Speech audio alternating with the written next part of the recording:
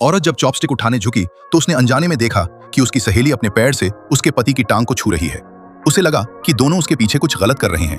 तभी अगले ही पल पति ने कहा, सुनो, मुझे लगता है कि यांग आंटी और सुयान का यहाँ रहना ठीक नहीं है। क्यों ना हम उन्हें रहने के लिए दूसरा घर दिला दें। लेकिन सच्चाई जानने के लिए औरत ने अनजान बनने का नाटक किया और सहेली को वहीं रहने दिया। ऑफिस जाते समय उसने कई बार पति से पूछने का सोचा, लेकिन हर बार चुप रह गई। दूसरी तरफ जब नौकरानी छोटी बच्ची दो को स्कूल भेजने वाली थी, तभी सहेली ने उसे रोक लिया। उसने घर की मालकिन की तरह हुक्म चलाते हुए नौकरानी को अपने कपड़े धोने के लिए कहा। जब नौकरानी ने मना किया तो वह घमंड से बोली कि जल्द ही वह इस घर की मालकिन बनने वाली है और अगर उसने बात नहीं मानी तो उसे नौकरी से निकाल देगी। मजबूरी में नौकरानी को जाना पड़ा और दो को बर्तन साफ करने के लिए कहा गया।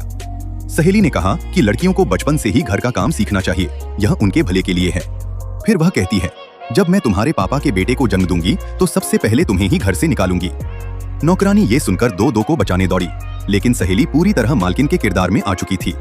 उसने दोनों को धमकाया कि अगर उन्होंने किसी को कुछ बताया तो अंजाम बुरा होगा। इतना कहकर उसने उन्हें जाने दिया। इसी बीच औरत को याद आया कि उसकी एक जरूरी फाइल घर पर रह गई है, तो वह वापस लौट आई।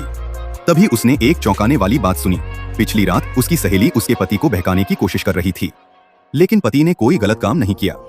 फिर भी सहेली हार मानने को तैयार नहीं थी।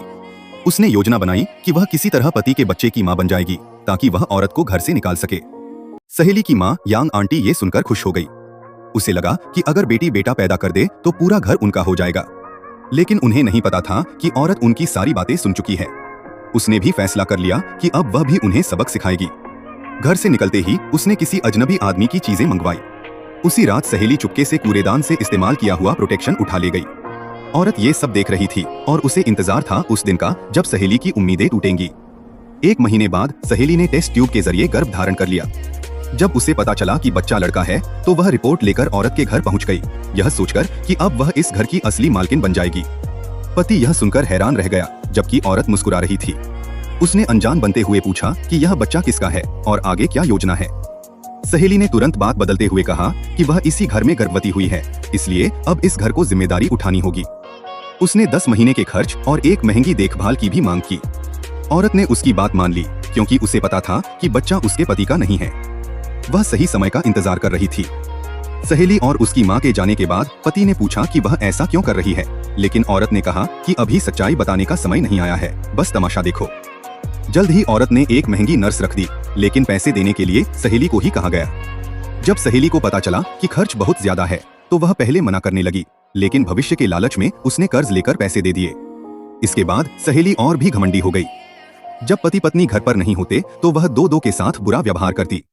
वह उसे डराती कि जल्द ही उसे घर से निकाल दिया जाएगा। खाने के समय भी वह दो को टेबल पर नहीं बैठने देती और उसे भूखा रहने की सजा देती। नौकरानी चुपके से उसके लिए खाना बचा कर रखती, लेकिन एक दिन यह बात यांग आंटी ने देख ली। सहेली को पता चला तो वह नौकरानी को मारने ही वाली थी कि तभी कोई जोर से चिल्लाया, रुको।